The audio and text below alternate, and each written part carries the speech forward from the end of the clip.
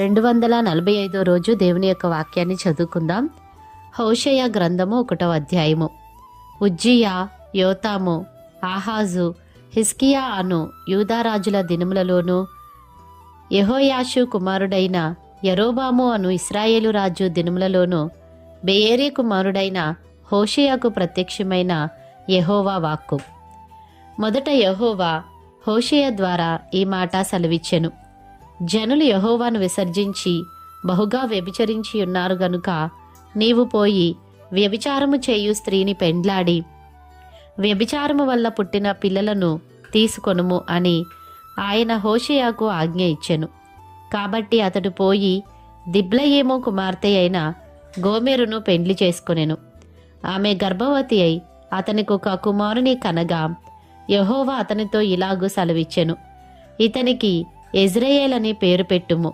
యెజ్రెయేలులో యెహూ ఇంటివారు కలుగజేసుకొనిన రక్తదోషమును బట్టి ఇక కొంతకాలమునకు నేను వారిని శిక్షింతును. ఇశ్రాయేలు వారికి రాజ్యం ఉండకుండా తీసివేతును. ఆ దినమున నేను యెజ్రెయేలు లోయలో ఇశ్రాయేలు వారి విల్లును విరుతును.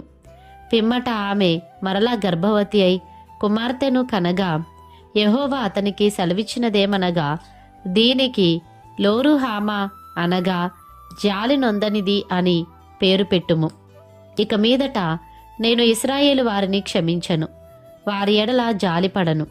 అయితే యూదావారి ఎడల జాలిపడి విల్లు, ఖడ్గము, యుద్ధము, గుర్రములు, రౌతులు అను వాటి చేత కాక తమ దేవుడైన యెహోవా చేతనే వారిని రక్షింతును. లోరుహామా జాలి నొందనిది పాలు విడిచిన తరువాత తల్లి గర్భవతి అయి కుమారుని కనినప్పుడు యెహోవా ప్రవక్తకు సెలవిచ్చినదేమనగా, మీరు నా జనులు కారు, నేను మీకు దేవుడనై ఉండను గనుక లో అమ్మీ నా జనము కాదని ఇతనికి పేరు పెట్టుము. ఇశ్రాయేలీల జనసంఖ్య అమితమై లెక్కలేని సముద్రపు ఇసుకంత విస్తారమగును. ఏ స్థలమందు మీరు నా జనులు కారన్న మాట జనులు వారితో చెప్పుదురో ఆ స్థలముననే మీరు జీవము గల దేవుని కుమారులై ఉన్నారని వారితో చెప్పుదురు. యూదా వారును ఇశ్రాయేలు వారును ఏకముగా కూడుకొని తమ పైన నొకనినే ప్రధానుని నియమించుకొని తామున్న దేశంలో నుండి బయలుదేరుదురు. ఆ యెజ్రెయేలు దినము మహాప్రభావం గల దినముగా నుండును. హోషేయ గ్రంథము 2వ అధ్యాయము. మీరు నా జనులని మీ సహోదరులతోనూ జాలి నొందిన వారని మీ స్వదేశీయులతోనూ మీరు చెప్పుడి.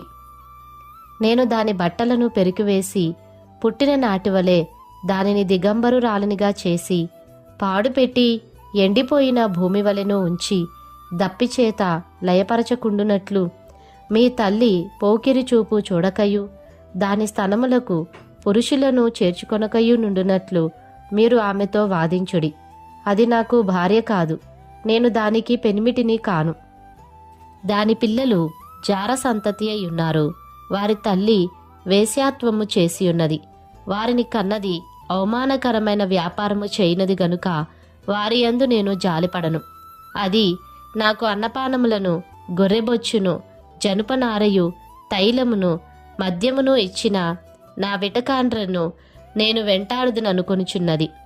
ముండ్ల కంచే దాని మార్గములకు అడ్డము వేయుదును, దాని మార్గములు దానికి కనబడకుండా గోడ కట్టుదును. అది తన విటకాండ్రను వెంటాడి వారిని ఎదుర్కొనలేకపోవును. ఎంత వెదికినను వారు దానికి కనబడకయుందురు. అప్పుడు అది ఇప్పటికంటే పూర్వమే నా స్థితి బాగుగా నుండెను గనుక నేను తిరిగి నా మొదటి పెనిమిటి యొద్దకు వెళ్ళుదుననుకొనును. దానికి ధాన్య ద్రాక్షరస తైలములను విస్తారమైన వెండి బంగారములను ఇచ్చిన వాడను నేనే అని విచారింపక అది వాటిని బయలుదేవతకు ఉపయోగపరచెను. కాబట్టి నా ధాన్యమును, నా ద్రాక్షరసమును వాటి వాటి కాలములలో ఇయ్యక దీని యొద్ద నుండి తీసివేసెదను. దాని మాన సంరక్షణార్థమైన నా గొర్రెబొచ్చును, జనపనారయు దానికి దొరకకుండా నేను ఉంచుకొందును.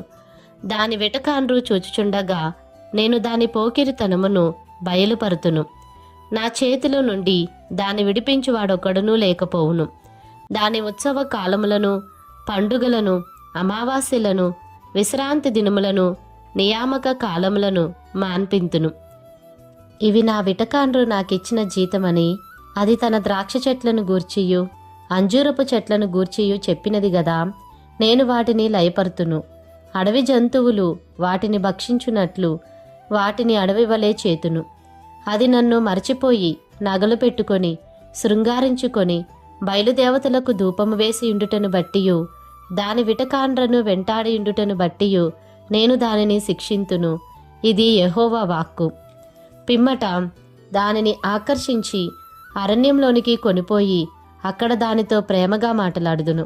అక్కడ నుండి దానిని తోడుకుని వచ్చి దానికి ద్రాక్ష చెట్లనిత్తును.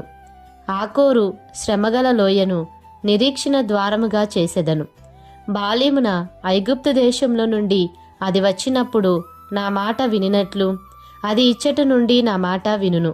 నీవు బయలు అని నన్ను పిలువక నా పురుషుడవు అని పిలుతువు. ఇదే యెహోవా వాక్కు. అది ఇక మీదట బయలుదేవతల పేళ్లను జ్ఞాపకమునకు తెచ్చుకొనకుండను అవి దాని నోట రాకుండను నేను చేసెదను. ఆ దినమున నేను నా జనుల పక్షముగా భూజంతువులతోనూ ఆకాశ పక్షులతోనూ నేలను ప్రాకు జంతువులతోనూ నిబంధన చేయుదును. విల్లును ఖడ్గమును యుద్ధమును దేశంలో ఉండకుండా మాన్పించి వారిని నిర్భయముగా నివసింపజేయుదును. నీవు నిత్యము నాకుండునట్లుగా నేను నీతిని బట్టి తీర్పు తీర్చుట వలనను దయాదాక్షిణ్యములు చూపుట వలనను నిన్ను ప్రదానము చేసుకొందును. నీవు యెహోవాను ఎరుగునట్లు నేను నమ్మకమును బట్టి నిన్ను ప్రదానము చేసుకొందును. ఆ దినమున నేను మనవి ఆలకింతును. ఆకాశపు మనవి నేను ఆలకింపగా అది భూమి యొక్క మనవి ఆలకించును. భూమి ధాన్య ద్రాక్షరస తైలముల మనవి ఆలకింపగా అవి యెజ్రెయేలు చేయు మనవి ఆలకించును. నేను దానిని భూమి యందు నా కొరకై విత్తుదును.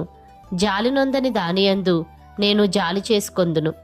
నా జనము కాని వారితో మీరే నా జనమని నేను చెప్పగా వారు నీవే మా దేవుడవు అని అందురు. ఇదే యెహోవా వాక్కు.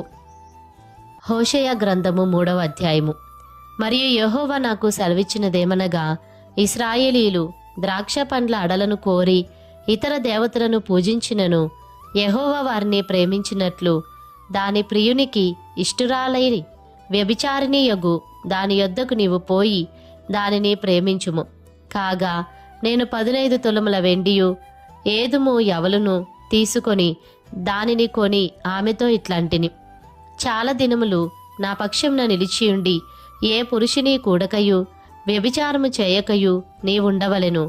నీ ఎడల నేనును అలాగున నుందును.